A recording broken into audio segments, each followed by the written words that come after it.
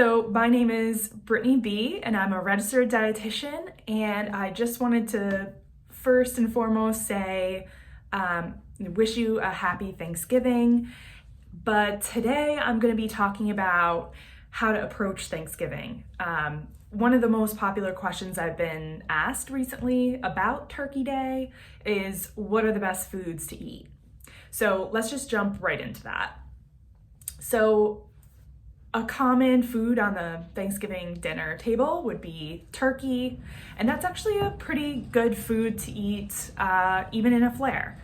I would just recommend doing white meat instead of the dark, and then without the skin or gravy on it, which I know is not very flavorful, but if you can maybe mix it with some mashed potatoes or something else, like sometimes it's a little bit better. The next thing is usually there's mashed potatoes and sweet potato like mash thing. So sometimes the mashed potatoes will have like butter and or cream in it. So sometimes that can trigger symptoms. So ask to find out if there is butter and cream in there or like what's in that, so that you know ahead of time before you go into Thanksgiving what are in some of these dishes, so you don't like bank on something and then you're surprised about what's in it.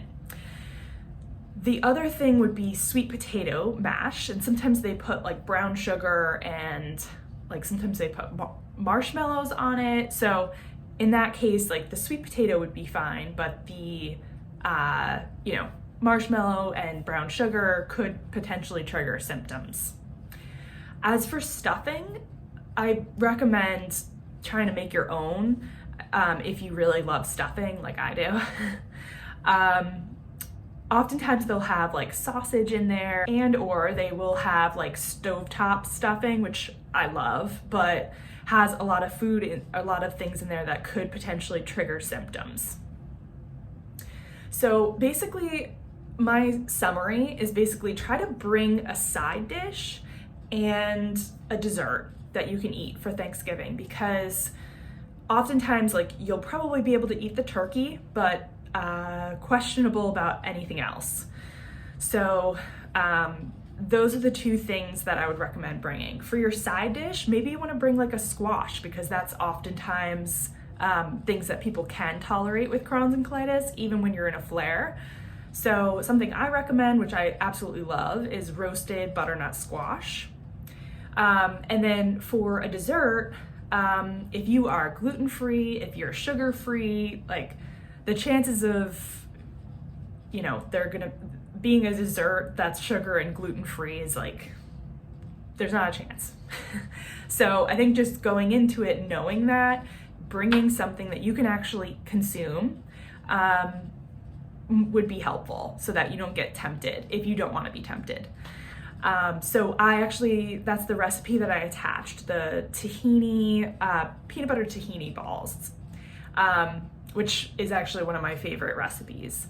It's actually not sugar-free, but it's really low in sugar, where like the whole recipe, if you divide the amount of honey by the whole recipe, it's pretty low. So that's kind of like the summary of like what I would recommend, but I have a few other things that I want to kind of talk about.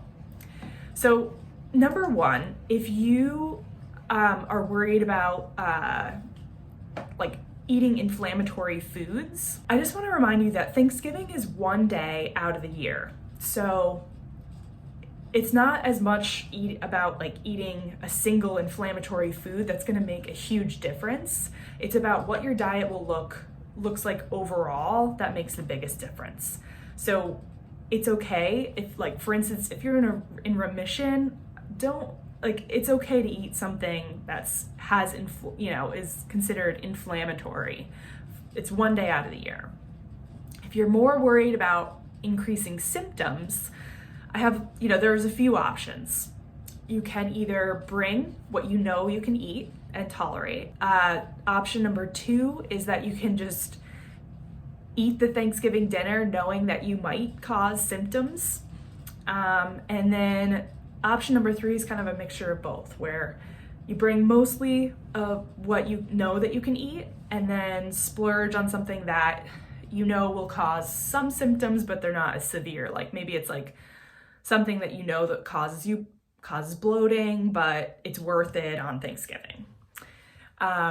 So that's basically what I recommend, is just kind of, I wanted to give you an overview of, my recommendations for Thanksgiving. I hope it was helpful, and I wish you a happy and symptom-free Thanksgiving. All right, I'll see you soon.